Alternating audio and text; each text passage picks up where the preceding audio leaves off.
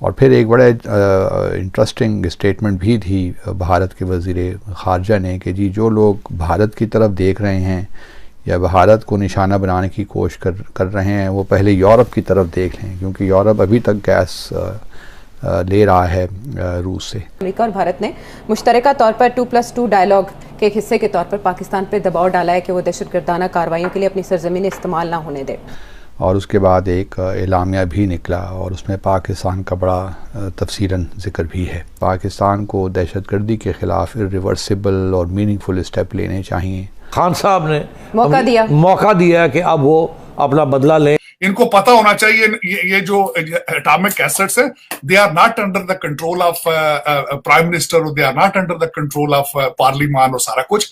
लेकिन आपने ये पूरी दुनिया को आज आपकी तकरीर ट्रांसलेट हुई होगी और जो एम्बेसडर्स होंगे उन्होंने वही उसी तरह के मरासले भेजे होंगे जिस तरह का मरासला आप लेके फिर रहे हैं। उन एम्बेसडर्स ने लिखा होगा आज अपने कंट्रीज में वापस, उन्होंने केबल्स दी होंगी आपके स्पीच के बारे में कि you are sending the message to them कि your assets are not safe। मगर ये प्रेशर जो है इंडिया से ये कम नहीं हो रहा और अमेरिका के साथ एक प्लेटफॉर्म पे खड़े होकर ये जो बात कही है। हेलो फ्रेंड्स, जय हिंद। हिंदुस्तान स्पेशल में आपका स्वागत है दोस्तों। भारत के विदेश मंत्री एस जयशंकर अमेरिका के दौरे पर अपने जवाबों के कारण चर्चा में है। भारत और अमेरिका में उनके जवाबों की काफी तारीफ हो रही है। अमेरिका में जब उन्हें रूस से तेल खरीदने पर सवाल पूछा गया तो उन्होंने ऐसा जवाब दिया कि वहां बैठे सब लोग हक्के बक्के रह गए। उन्होंने कहा कि आप भारत से तेल खरीदने से चिंतित हो, लेकिन यूरोप जितना तेल एक दोपहर में खरीदता है उतना भारत एक महीने में भी नहीं खरीदता। भारतीय विदेश मंत्री के जवाब ने भारत समेत दुनिया भर के मीडिया में खूब सुर्खियां बटोरी। मानवाधिकार पर अमेरिका की भारत पर टिप्पणी पर जयशंकर ने अमेरिका को मुंह तोड़ जवाब दिया। उन्होंने कहा कि जो लोग हमारे ऊपर टिप्पणी करते हैं हम भली भांति उनके देश में हो रहे मानवाधिकार के उल्लंघन को जानते हैं। पाकिस्तानी मीडिया भी जयशंकर के इन जवाबों को सुनकर विदेश मंत्री का दीवाना हो गया। So friends, let's start this very interesting video. Thank you so much. Bharat की ख्वाहिश है कि वो डिस्काउंटेड रेट से रूस से ऑयल इंपोर्ट करे भारत, क्योंकि उसकी इकॉनमी की ज़रूरियात हैं। और फिर एक बड़ा इंटरेस्टिंग स्टेटमेंट भी थी भारत के वज़ीर ख़ारजा ने कि जी जो लोग भारत की तरफ देख रहे हैं या भारत को निशाना बनाने की कोशिश कर रहे हैं वो पहले यूरोप की तरफ देख लें, क्योंकि यूरोप अभी तक गैस ले रहा है रूस से।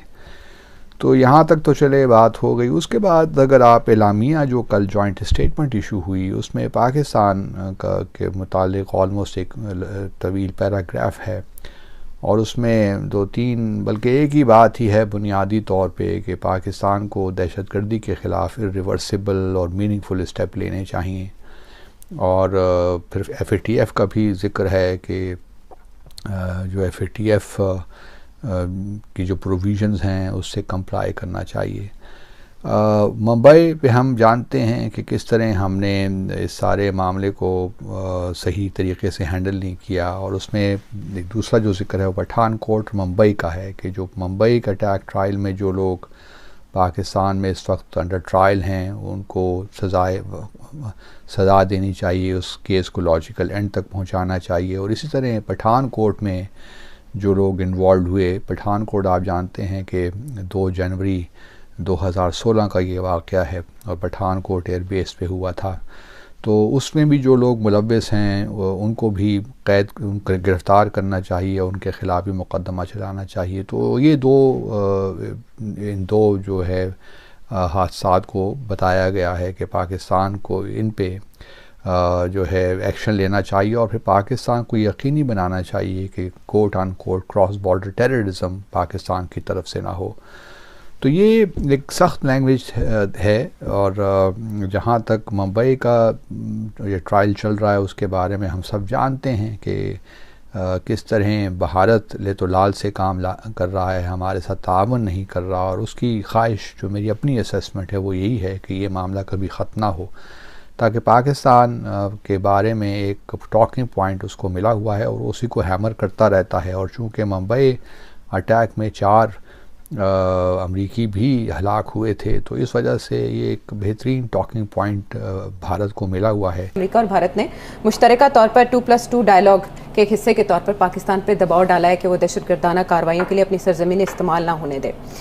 सेठ साहब, इस डायलॉग की अहमियत क्या है और इस प्रेशर का पाकिस्तानी फॉरेन ऑफिस की जानिब से भरपूर जवाब दिया गया है, उसकी हैसियत क्या है? आप सही कह रहे हैं। देखिए, हाँ, ये जो अमेरिका वाली बात है जी, जो अब बात हम कर रहे थे, अब बात ये है कि जी ये 2+2 डायलॉग है क्या और क्वाड क्या चीज़ है। जी, क्वाड है 4 ममालिक, जिसमें अमेरिका, इंडिया, ऑस्ट्रेलिया, जापान, ये 4 है जो कि एक उन्होंने एक सिक्योरिटी अलायंस बनाया है चाइना को कंटेन करने के लिए। इंडिया उसका हिस्सा है। ये बड़ा इंपॉर्टेंट अमेरिकनों के लिए एक किस्म का साउथ ईस्ट एशिया का नेटो है एक किस्म का। जैसे वहाँ नेटो बनाया हुआ है, नॉर्थ अटलांटिक ट्रीटी ऑर्गेनाइजेशन, रूस को कंट्रोल करने के लिए और वगैरह वगैरह, यहाँ इन्होंने क्वाड बना लिए चाइना को कंट्रोल करने के लिए।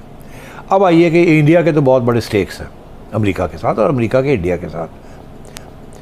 अब ये जो डायलॉग हुआ है ये वाशिंगटन में हुआ है 2+2। ये 2+2 इंडिया ने इनिशिएट किया है। इंडिया ने ये कहा कि जी एट हाईएस्ट लेवल इंडिया का डिफेंस मिनिस्टर और इंडिया का फॉरेन मिनिस्टर, ये दोनों जो हैं ये आपके ऑपोजिट नंबर्स, बाकी 3 जो मेंबर्स हैं क्वाड के, उनके साथ ये डायलॉग करेंगे। अच्छा। और उसके अंदर वो अपने मसाइल बताएंगे, ये अपने मसाइल बनाएंगे। तो इंडिया ने एक और प्लेटफॉर्म मिल गया है जहाँ वो अपने मसाइल जो है जिसके साथ उनके चाइना और पाकिस्तान के साथ हैं, वो फिर उस एजेंडे के ज़रिए उसको ऊपर करता है।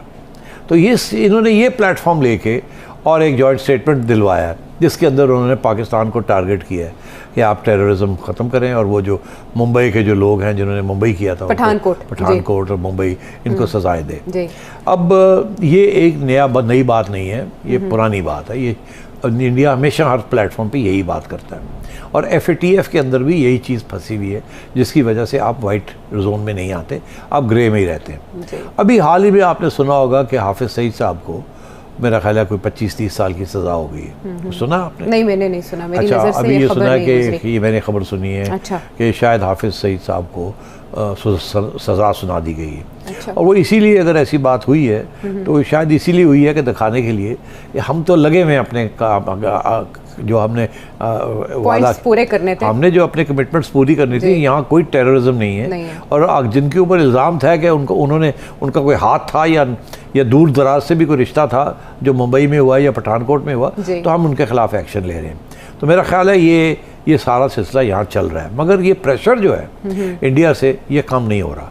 और अमेरिका के साथ एक प्लेटफॉर्म पे खड़े होकर ये जो बात कही है, फिर कहना कि भारत और इजराइल में जश्न मनाया गया। यार, आप ना इजराइल के रडार पर हो ना भारत के रडार पर हो। अमेरिका के रडार पे तो पॉसिबल ही नहीं। 3.5 साल जिन्होंने कहा ही नहीं आपको कि आप किस किस्म की बातें कर रहे हैं कि आपका कद काट इतना बढ़ चुका है कि आप एक आलमी थ्रेट बन चुके हैं। और जो मैं सबसे ज्यादा कंडेम करूंगा, खतरनाक खान साहब का जो लफ्ज था कि मैं हुकूमत के अंदर इतना खतरनाक नहीं था, मैं इनको बताता रहा हूं, मैं सड़कों पे आऊंगा तो ज्यादा खतरनाक हो जाऊंगा। ये किसको धमकियां दी जा रही हैं?